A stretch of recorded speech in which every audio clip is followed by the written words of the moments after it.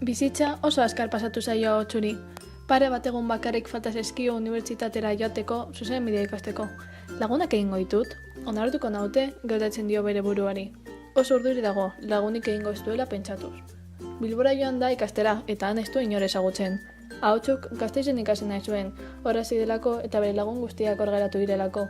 Pero labide maitea urruti du orain Bilbon dagoela. Lehenengo eguna iritsi da. Metrora igo eta unibertsitateran txabiatu da. Inoiz baino urduriago dago. Oraindik ez dago oso ziur hartatu duen karrera gure gustukoa izango den, baina bere aita abokatua da eta hori ikastera bultzatuz. Unibertsitatera iristean jende mordoa ikusten du. Batzuk taldean daude, beste batzuk mahai batean bakarrik, koloreko jendea. Hau nagaztea pentsatzen du ahotsuk.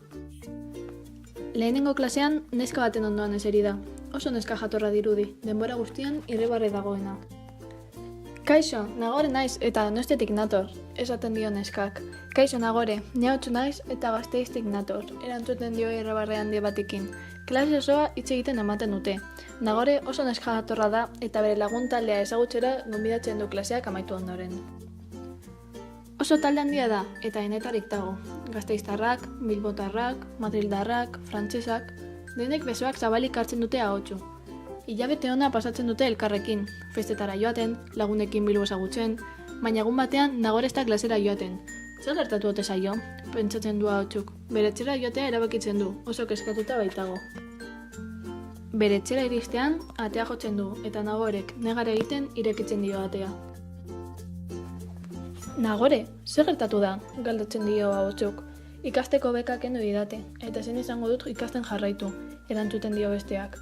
Bi lagunak orduak ematen dituzte hitz egiten. Nagore oso gibel dago, bere ikasketak ezin izango zituen jarraitu.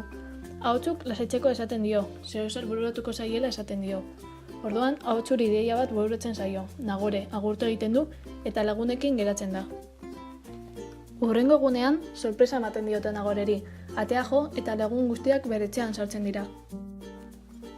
Nagore bere behean etxean egiten da oso gibel, baina Ahotsu irrebarre hande batekin hitz egiten hasten da. Nagore, gauza bat kontatu behar dizugu. Denon artean zure ikasketak ordaintzea pentsatu dugu. Zure ametsa abokatua izatea da, eta hori izango zara. Zer iruditzen zaizu? Esaten dio Ahotsuk. Nagore negar egiten hasten da, eta bere lagun guztiak bezarkatzen ditu. Benetan eskertzen dizuet negatik egingo duzuena. Munduko lagunik hoberenak zarete eta biziki maite zaituztet. Eta horrela, Nagorek bere ikasketa jarraitzeko aukera du, eta Ahotsuren lagun mina egin da. Ahotsu inoiz baino posago dago, eta oso urte zoriontsuak izango direla pentsatzen du.